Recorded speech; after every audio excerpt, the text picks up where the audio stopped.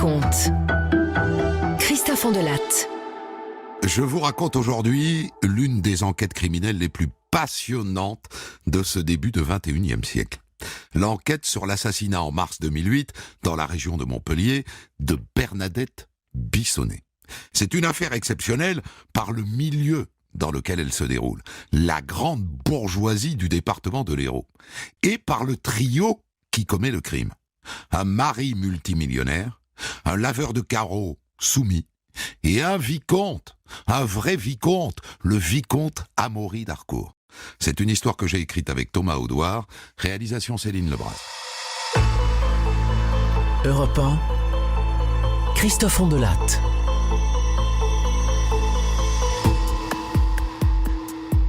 Cette histoire se déroule chez les Bourges, à Castelnau-le-Lez, dans la banlieue chic de Montpellier. Un soir de mars 2008, Jean-Michel Bissonnet, un riche retraité qui habite l'une des plus belles villas du coin, 25 pièces et une piscine intérieure, rendez-vous compte, rentre chez lui après sa réunion du Rotary Club. Il est 22h. Et voilà comment il va raconter la scène. Il franchit le portail, il se gare, il a son chien avec lui. Le chien bondit de la voiture, il se précipite vers la porte d'entrée, et là, bizarrement, devant la porte, il se met à pleurer, à geindre, à trembler. Bissonnet ouvre, et là, il tombe sur le corps de sa femme, dans l'entrée, étendu sur le dos, dans une mare de sang. Gendarmerie, j'écoute. Allô? C'est affreux! Ma femme! Affreux! Pourquoi elle? Pourquoi toi? Mon Dieu, je l'aimais! Mon Dieu! Monsieur, calmez-vous. Je comprends rien à ce que vous dites. Les gendarmes arrivent tout de suite à la villa et ils découvrent la scène de crime. Monsieur Bissonnet, c'est quoi cette serpillière, là? C'est moi. J'ai nettoyé un peu pour m'approcher d'elle. Mon Dieu, quelle horreur! C'est affreux! Affreux! Affreux! Je suis désolé, monsieur. Est-ce que vous pouvez me dire de quand date votre dernier contact avec votre femme? Tout à l'heure, juste avant ma réunion du Rotary. Je l'ai appelé pour lui dire que j'avais pris le chien avec moi. Et il était quelle heure? Je dirais un peu avant 20h. Pardonnez-moi de vous poser cette question, monsieur, mais est-ce que votre femme était en conflit avec quelqu'un? Est-ce qu'elle avait des ennemis? Non, aucun. Je vois pas. Bon, pour moi, c'est un cambriolage qui a mal tourné, c'est tout. On a déjà été cambriolé il y a 2 ans. Et là, on s'aperçoit que la voiture de sa femme a disparu. Un Toyota RAV4. Les gendarmes déclenchent tout de suite le plan épervier pour tenter de la retrouver. Ça ne méritait pas puisqu'on retrouve la voiture garée dans une rue à quelques centaines de mètres. Très intéressant d'ailleurs, la voiture. Le tueur a laissé des traces de sang. Est-ce que c'est son sang ou est-ce que c'est le sang de la victime? En tout cas, il y a du sang sur la manette du clignotant et sur la portière côté conducteur.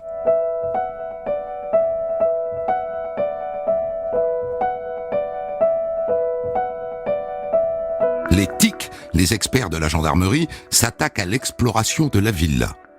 Bernadette Bissonnet a été tuée à coups de carabine de chasse. Un premier coup au niveau du coude gauche, un deuxième au niveau de l'épaule droite. Il y a des plombs sur le sol, et le volet roulant est criblé de petits trous, et les meubles et les murs autour sont constellés de petites taches de sang.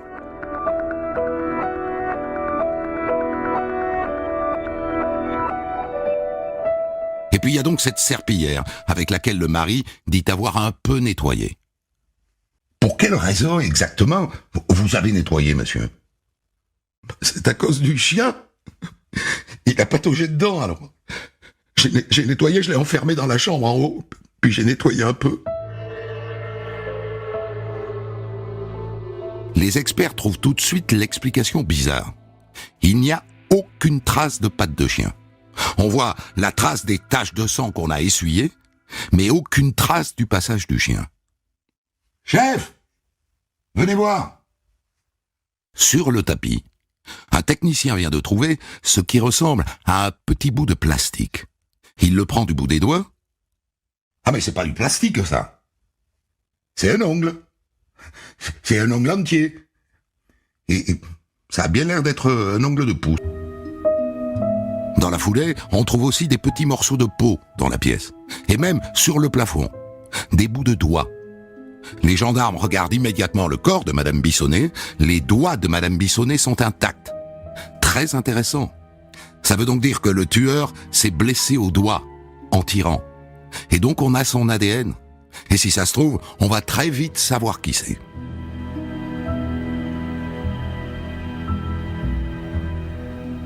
Donc c'est un amateur.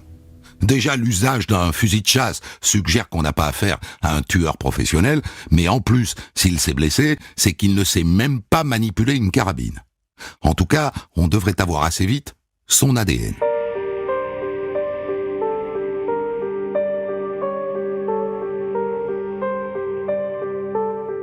À part ça, il y a un truc assez étonnant. Il y a des gouttes de sang dans l'escalier qui mène à l'étage. Des gouttes qu'on peut suivre, comme le petit poussé, jusqu'à une chambre. Qu'est-ce que le tueur est allé faire à l'étage?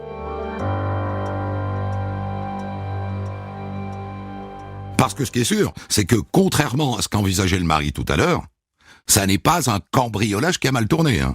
Tout est là. Les bijoux de Bernadette, l'appareil photo du mari, l'argenterie, les tableaux, tout est là. Les gendarmes trouvent même du liquide planqué dans un meuble de l'entrée. 18 000 € tout de même.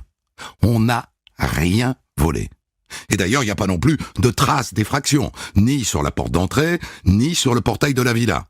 Elle connaissait son agresseur, et si ça se trouve, elle lui a ouvert sans se méfier.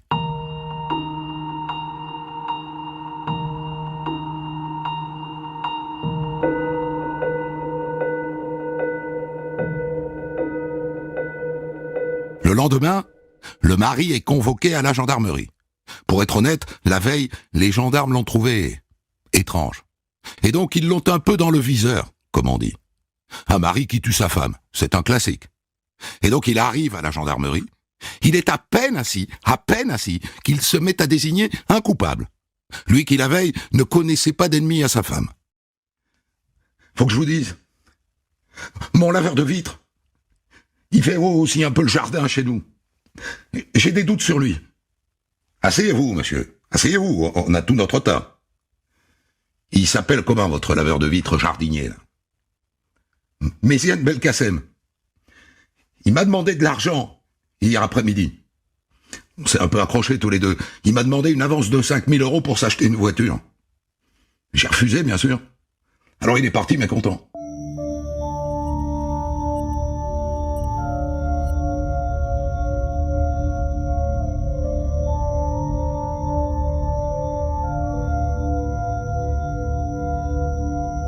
Pourquoi est-ce qu'il sort ça maintenant?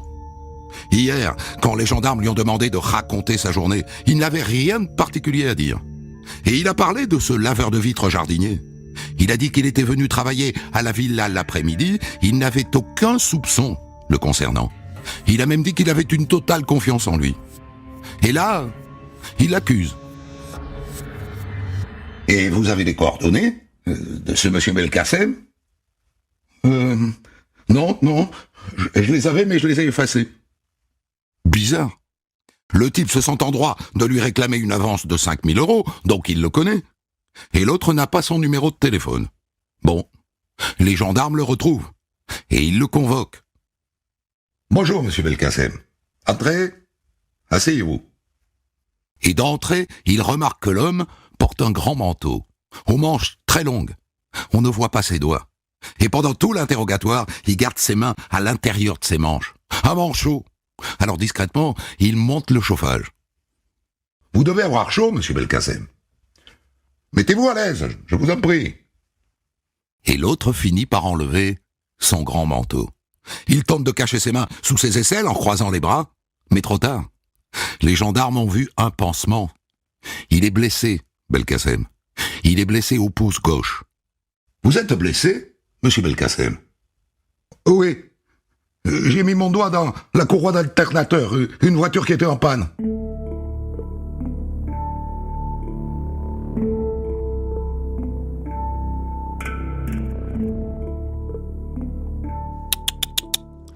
Il est blessé au pouce gauche. Or, les gouttes de sang dans l'escalier étaient tout à gauche. Et les traces de sang sur la portière de la voiture étaient à gauche, elles aussi. C'est lui, le mari avait raison. Et donc, changement de régime, Méziane Belkacem est placé en garde à vue. C'est un homme simple, ce Belkacem. Les gendarmes le cuisinent à petit feu, sans le brusquer, et il finit par cracher le morceau. J'ai tué Madame Bissonnet. Ah, et pourquoi donc? Il y a un mois, 2 hommes attendaient à la sortie de la villa. Ils étaient habillés en noir, ils avaient des lunettes noires, et ils m'ont demandé de la tuer. Un classique. Des hommes en noir, bien entendu.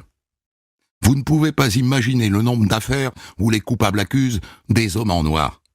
Et donc les gendarmes continuent de le cuisiner, toujours à petit feu. Et à un moment, le laveur de carreaux jardinier Belkacem lâche un nom. Et c'est un tremblement de terre. C'est Monsieur Bissonnet. Il m'a demandé de tuer Madame.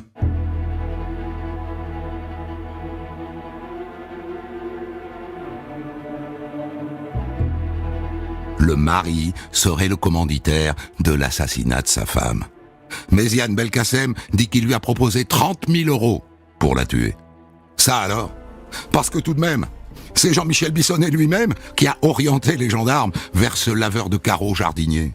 Il aurait dû se douter que l'autre allait cracher le morceau, si c'est vraiment lui qui a commandité le meurtre.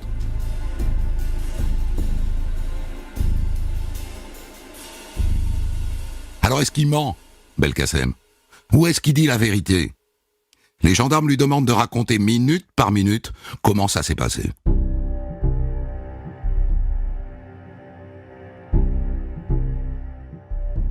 Il arrive à la villa vers 20h, 20h30. Il ouvre le portail grâce à la télécommande que son patron lui a fournie. Il va tout droit dans le garage pour récupérer le fusil. Il le cache sous sa parka, et là, il retourne devant le portail pour sonner. Bonjour Madame. C'est Méziane. J'ai oublié mon téléphone. Il entre, il va à l'étage pour faire semblant de chercher son portable. Il redescend, elle est en bas de l'escalier. Il tire une première fois. Il dit que là, elle se cache la tête avec les bras, qu'elle crie « Maman !» et qu'elle tombe au sol. Et là, il tire une deuxième fois. Et elle est morte. Et il dit que c'est Monsieur Bissonnet qui lui a suggéré de faire comme ça. Il monte à l'étage pour vérifier que les voisins n'ont rien entendu, qu'aucune fenêtre alentour ne s'est allumée.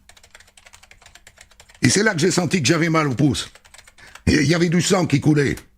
J'ai nettoyé un peu. Et après, Monsieur Bissonnet, il m'avait dit de renverser des objets pour faire croire à un cambriolage. Mais j'ai pas pu. J'étais quand même secoué par ce que j'avais fait. Et ensuite, il dit que c'était convenu comme ça, avec Monsieur Bissonnet. Il est allé garer la Toyota RAV4 de Madame dans une rue un peu plus bas. Il m'avait dit de laisser le fusil bien en évidence sur la voiture. C'est ce que j'ai fait. Et après, je suis rentré chez moi, vers Avignon. Ah bon? Il prétend qu'il a laissé le fusil dans la voiture? On ne l'a pas retrouvé? C'est très étrange. En tout cas, Méziane Belkacem a fini de raconter son histoire. Et donc il charge son patron d'un bout à l'autre. Est-ce qu'il faut le croire? Les gendarmes sont un peu circonspects. Une dernière question va finir de les convaincre que sans doute il dit vrai. Dites-nous, Monsieur Belkacem, vous n'avez pas peur des chiens? Ah si. Ah mais Monsieur Bissonnet m'avait dit qu'il prendrait le chien avec lui, à sa réunion. Ah, ça c'est convaincant. Jean-Michel Bissonnet a bien précisé que le chien était avec lui à sa réunion au Rotary Club. Et donc ça vient conforter le témoignage du laveur de carreaux jardinier. Il dit peut-être la vérité.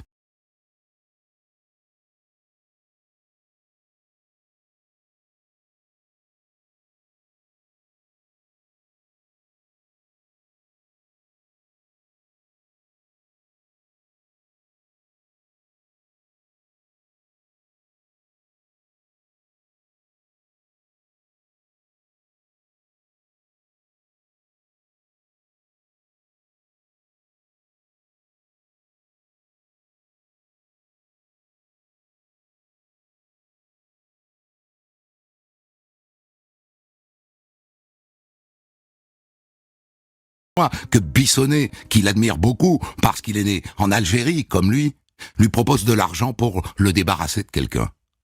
Mais ma femme, elle était au courant, qui voulait que je tue quelqu'un. Mais longtemps, il m'a pas dit qui. Il m'a dit que c'était sa femme, juste le matin même. Mais ça fait longtemps qu'il disait qu'il la supportait plus, hein. Les gendarmes vont interroger sa femme, Madame Belkacem, dont il est d'ailleurs en train de se séparer. Elle confirme. Qu'est-ce qui ressort de tout ça? Eh bien, d'abord que c'est un brave type, ce Belkacem.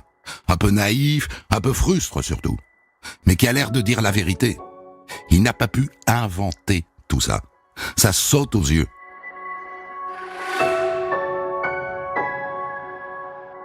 Et donc le lendemain à l'aube, les gendarmes vont chercher Jean-Michel Bissonnet et ils le placent en garde à vue. Et l'interrogatoire commence sur les chapeaux de roue.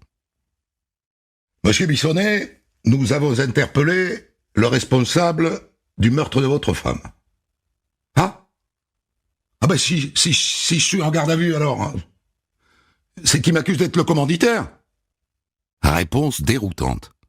Les gendarmes lui expliquent alors de quoi l'accuse précisément Méziane Belkacem. Et là, il monte tout de suite sur ses grands chevaux. Moi? Raconter ma vie de couple à un employé pour les vitres? Mais vous n'y pensez pas, enfin, jamais de la vie. C'est pourtant ce que M. Belkacem nous a dit, M. Bissonnet. Mais enfin, ma relation avec mon épouse était formidable. On était amoureux avec Bernadette, on voyageait beaucoup, on était un couple très épanoui, enfin ce sont des sornettes. Un couple très épanoui. Pas si sûr. Parce que depuis quelques jours, les gendarmes ont placé Bissonnet sur écoute. Et ils l'ont entendu parler de sa femme assassinée avec sa cousine Jacotte. Bernadette? Oh bah elle est inoubliable, tu peux le dire. Elle m'a tellement emmerdé. Ah ouais, elle est inoubliable. Ça n'est pas comme ça, en principe, qu'on parle de sa femme assassinée. Donc il ment quand il dit que tout allait bien avec sa Bernadette.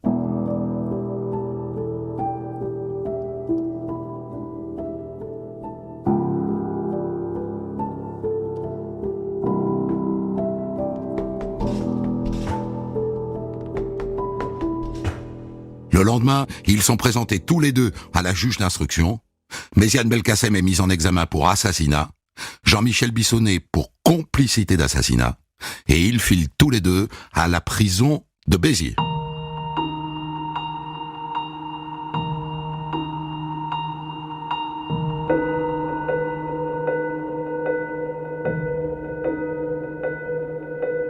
Et là, je peux vous dire que ça fait causer. Bissonnet en prison. Bissonnet, vous voulez dire du Rotary Club, qui aurait commandité l'assassinat de sa femme? Mais enfin, c'est impossible. Un comité de soutien se crée sur le champ. D'autant que l'autre, depuis sa prison, hurle son innocence. Et puis il a des enfants, Jean-Michel Bissonnet, Marc et Florent. Et eux aussi, ils n'y croient pas. Leur père commanditait l'assassinat de leur mère. Ils embauchent un avocat qui dépose dès le 4 avril une demande de remise en liberté. Rejetée.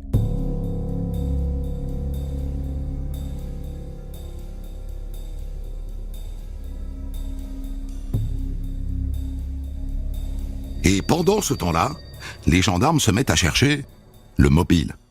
Pourquoi diable Jean-Michel Bissonnet aurait-il fait tuer sa femme?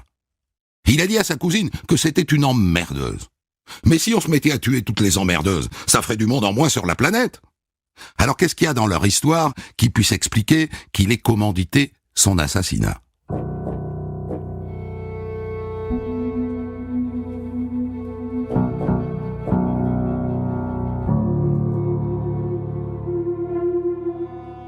Je vous l'ai dit, Jean-Michel Bissonnet est un pied noir, né à Oran en 1947. Il se marie avec Bernadette en 1978, à l'âge de 31 ans. Il fait fortune dans l'immobilier, très vite. Il revend sa société en 1998, à l'âge de 61 ans. Il est riche. Est-ce qu'il avait une maîtresse? Eh ben, a priori, non. Est-ce qu'elle avait un amant? Non plus. Est-ce qu'il a pu la tuer pour des histoires d'argent? Eh ben non. Ils étaient mariés sous le régime de la séparation de biens. Et pas du fait de Jean-Michel, Bernadette était riche, elle aussi, de famille. Il gérait donc leurs deux fortunes côte à côte. La tuer ne lui rapporte rien. Il n'y a que la maison qu'ils avaient en commun. Et pour la garder, il devra donc racheter la part de sa femme aux héritiers, c'est-à-dire à ses enfants. 1 million, peut-être 2. Franchement, pour lui, ça n'est rien. Il ne peut pas l'avoir fait tuer pour l'argent. Donc, il n'y a pas de mobile. Et ça, c'est très rare.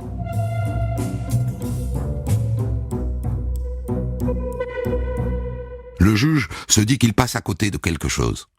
Mais quoi ? Ça n'est d'ailleurs pas le seul mystère à ce stade. Où est passée l'arme du crime ? Belkacem dit qu'il la laisse en évidence dans le RAV4. Or, quand les gendarmes découvrent la voiture, le fusil n'y est pas. C'est un mystère, ça aussi. Si on veut croire que le laveur de vitres jardinier n'a pas menti, pourquoi est-ce qu'il mentirait là-dessus ? Ou alors qui a pu subtiliser le fusil dans la voiture après le meurtre ? Et pourquoi ? En reprenant leur dossier d'enquête, les gendarmes se disent qu'il reste une zone d'ombre. C'est un point dont je ne vous ai pas encore parlé. Jean-Michel Bissonnet, quand il raconte l'après-midi du crime, dit que dans l'après-midi, avant d'aller à sa réunion au Rotary Club, il reçoit la visite chez lui de son père spirituel, le vicomte Amaury d'Harcourt, un aristo de 83 ans, fauché comme les blés, mais issu de l'une des plus grandes familles de la noblesse française.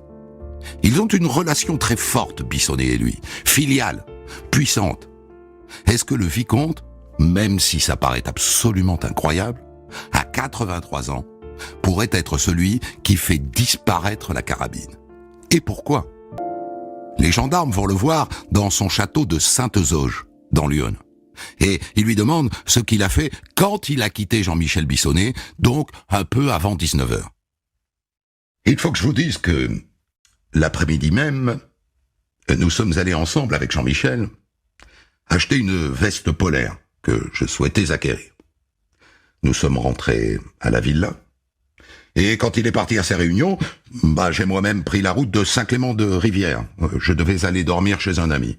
Bref. Et en route, je me suis aperçu que j'avais oublié ma veste. Et donc je suis retourné à la villa. J'ai sonné, à 3 reprises, je crois. Je pensais que Bernadette était là. Pas de réponse. Donc je suis rentré chez moi.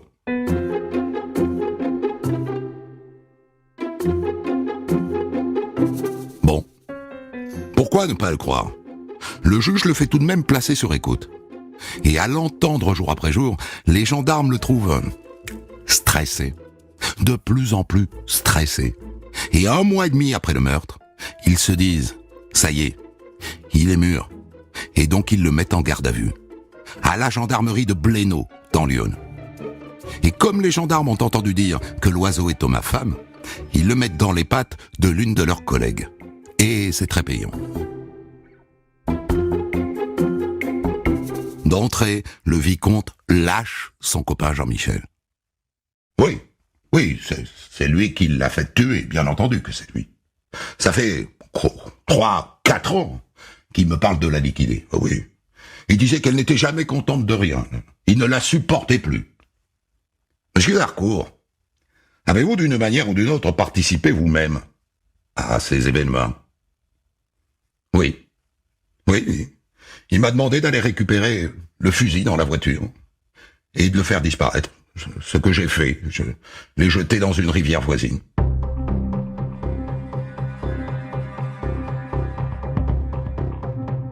Le vicomte fait un dessin de l'endroit, on envoie des plongeurs, et il trouve le fusil. Donc il n'a pas menti. On a l'arme du crime, c'est un fusil de chasse à canon juxtaposé, scié, dont le numéro a été limé. Et dessus, le labo isole un ADN, et c'est celui de Méziane Belkacem. Et donc le vicomte Amaury d'Harcourt est à son tour mis en examen pour complicité d'assassinat. Mais à la différence des 2 autres, il reste libre, sous contrôle judiciaire, mais libre. La juge d'instruction pense qu'il n'a pas encore tout dit.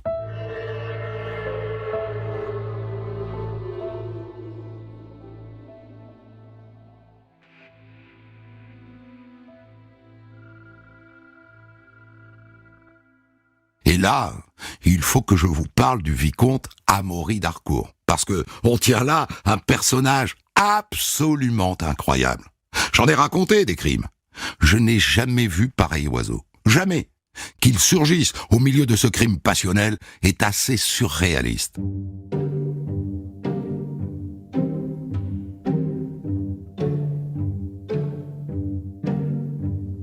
D'abord, on a là un représentant de la très grande noblesse française. Amaury d'Harcourt descend tout droit de Bernard le Danois, un viking qui conquiert la Normandie en l'an 900.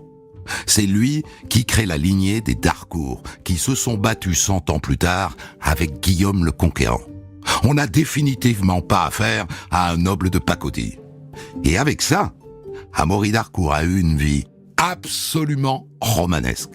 Résistant à 17 ans, engagé dans les commandos de choc de Delattre de Tassigny à 19 ans, blessé en Allemagne, et après la guerre, grand voyageur, notamment en Afrique.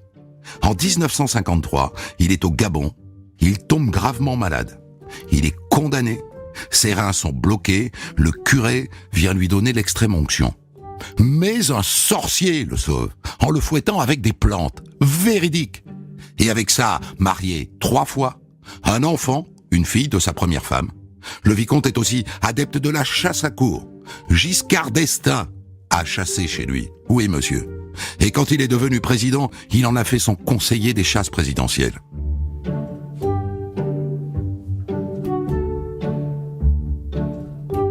Bref, Amaury d'Harcourt est une sorte de légende qui serait donc mêlée à cet assassinat chez les Bissonnets. C'est incroyable. Incroyable, et tout ça à 83 ans.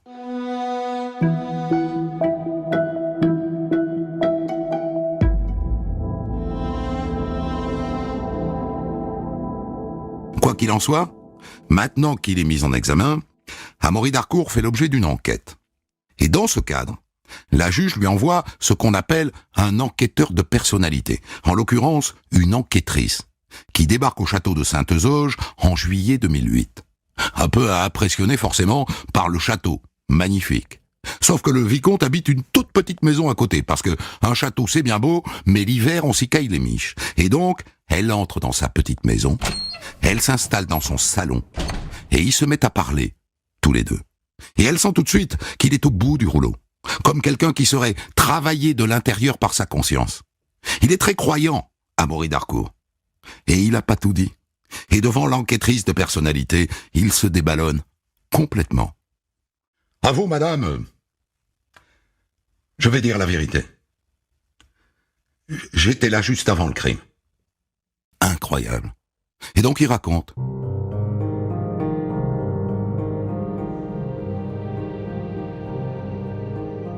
Dans l'après-midi qui précède le crime, il participe dans le garage de la villa à une répétition du meurtre, avec Méziane Belkacem et avec Jean-Michel Bissonnet.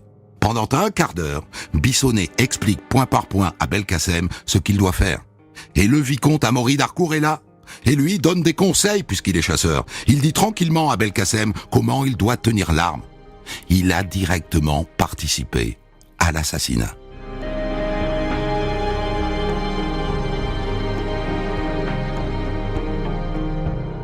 Et alors qu'il raconte tout ça à l'enquêtrice de personnalité, il n'arrête pas de dire « Mais comment j'ai pu faire ça? Mais comment j'ai pu faire ça ?»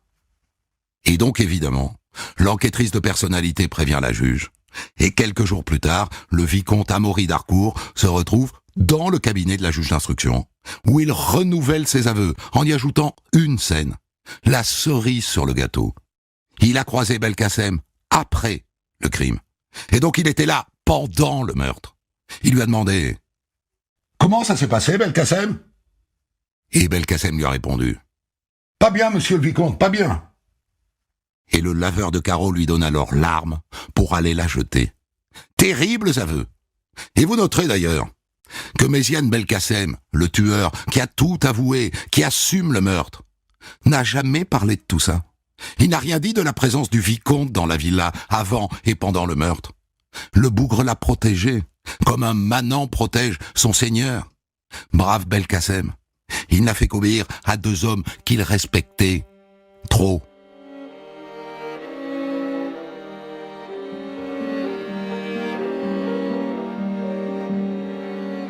Mais si le vicomte Amaury d'Harcourt, travaillé par sa conscience de bon chrétien, choisit finalement d'assumer sa part du crime, Jean-Michel Bissonnet, lui, continue de jouer les maris éplorés.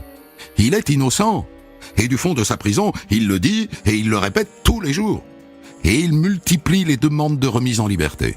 1, 2, 3, 4, 5. Il dépose jusqu'à 19 demandes qui sont toutes rejetées. Et toutes sont soutenues sans réserve par ses enfants, qui ne veulent toujours pas y croire. Et par son comité de soutien, 500 membres au total. Tous les grands bourgeois de Montpellier sont derrière lui, dans un réflexe de classe absolument insupportable. Il semble penser qu'un riche ne peut pas tuer sa femme. C'est évident. Ils vont même jusqu'à financer un sondage, figurez-vous. Ils ont commandé un sondage réalisé par un institut officiel auprès de 500 personnes avec cette question: seriez-vous choqué ou pas que Jean-Michel Bissonnet soit libéré? Et la réponse est non, à près de 50%. Un sondage pour influencer une décision de justice, c'est une première en France, mais Jean-Marc Darrigade, l'avocat de Jean-Michel Bissonnet, réfute toute idée de lobbying. Absolument pas. C'est simplement une réponse quasi scientifique à un argument qui nous est systématiquement opposé, selon lequel la mise en liberté de Jean-Michel Bissonnet choquerait les gens. Les juges, autant vous le dire, n'ont pas beaucoup apprécié le coût du sondage. Quand l'instruction se termine, ils ont la certitude que Jean-Michel Bissonnet, malgré ses dénégations, malgré les pressions de ses amis, malgré le sondage, est le grand ordonnateur de l'assassinat de sa femme. On verra s'il craque au procès.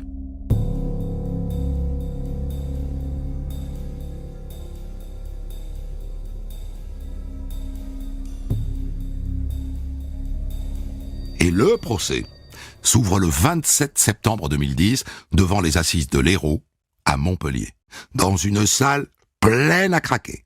Cette histoire a fait les choux gras de la presse pendant des mois. C'est parti pour 1 mois, 5 semaines.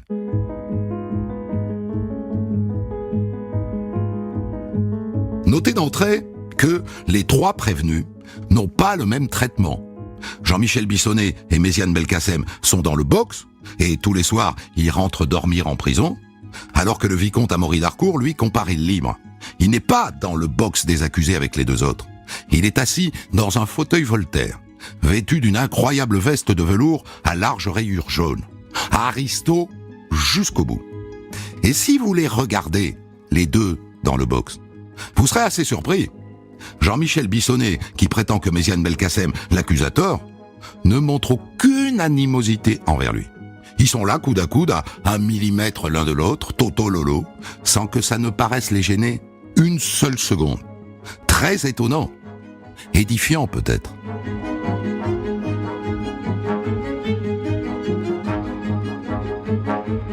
Un procès d'assises démarre en général par l'examen de la personnalité des accusés. Et là, on voit défiler à la barre la cohorte des amis de Jean-Michel Bissonnet qui viennent tous défendre sa bonne moralité. C'est le 4e jour que tout bascule. L'avocat général présente à la cour une liasse de documents qui semble montrer que depuis sa cellule, Jean-Michel Bissonnet a tenté de suborner un témoin, un dénommé Lolo, à qui il a demandé de raconter un gros mensonge. Il lui aurait demandé de venir dire qu'il a été contacté par le vicomte d'Harcourt pour éliminer Bernadette. Sauf que Lolo a lâché le morceau. Et la cour est là, médusée. On se tourne vers lui, on se dit, ça va le déstabiliser. Ses propres fils le regardent, stupéfaits. Il va avouer. Eh ben non. On m'accuse par le mensonge. Ben, je me défends par le mensonge, voilà tout.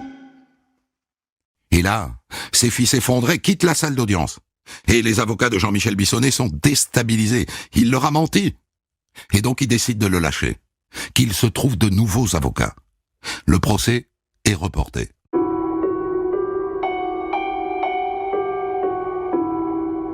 Il reprend toujours devant les assises de Montpellier 3 mois plus tard. Et il reprend par le témoignage des gendarmes qui ont mené l'enquête. Et à chaque mot qu'ils disent, on entend Bissonnet dans son box qui dit « Menteur! Menteur !» Mais les gendarmes sont convaincants, très convaincants.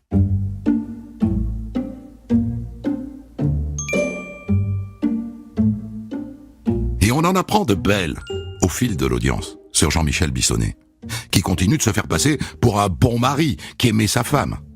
Les gendarmes ont exploré son ordinateur personnel.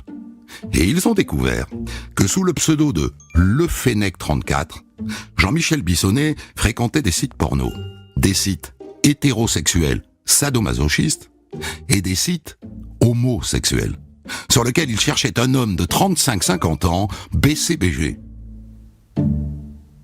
Les avocats de la partie civile s'en donnent à cœur joie. C'est bien la preuve que Jean-Michel Bissonnet était insatisfait dans son couple. Vous l'avez là, le mobile. Un bémol tout de même que soulignent les avocats de Bissonnet, il a créé ce profil. Mais en vérité, il ne l'a jamais utilisé. Il n'a échangé aucun message, n'est entré en contact avec personne.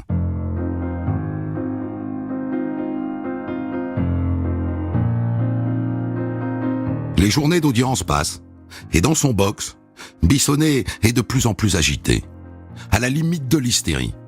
Et ça ne joue pas en sa faveur, d'autant que les deux autres sont parfaitement calmes. Et ils assument.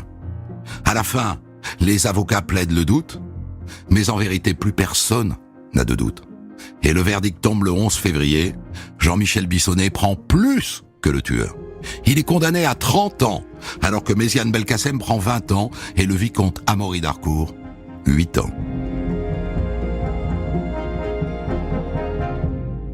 À l'annonce du verdict, Jean-Michel Bissonnet s'évanouit. Et en quittant le prétoire, il crie « Justice de merde! Justice de merde !» Et bien sûr, il fait appel. Et du coup, l'avocat général fait appel pour les deux autres. Nouveau procès donc devant la cour d'assises de Carcassonne en novembre 2011, avec de nouveaux avocats. Jean-Michel Bissonnet a enrôlé un ténor du barreau de Paris, maître Jean-Yves Liénard, qui, au lieu de plaider l'innocence à tout prix, comme les avocats du premier procès, choisit de le défendre contre lui-même. Bien, moi, voyez-vous, j'ai ressenti très profondément que le sens de mon devoir était d'ouvrir une porte, celle de l'hypothèse de la culpabilité de M. Bissonnet. Et si M. Bissonnet était coupable, que faudrait-il penser ? Il laisse entendre l'hypothèse de la culpabilité de son client, son avocat. Vous allez me dire c'est une trahison ? Eh bien pas sûr. Parce qu'au moment du verdict, ça change tout. Bissonnet gagne 10 ans de prison. Il est condamné à 20 ans. Comme Méziane Belkacem. Et le vicomte voit sa peine confirmée 8 ans.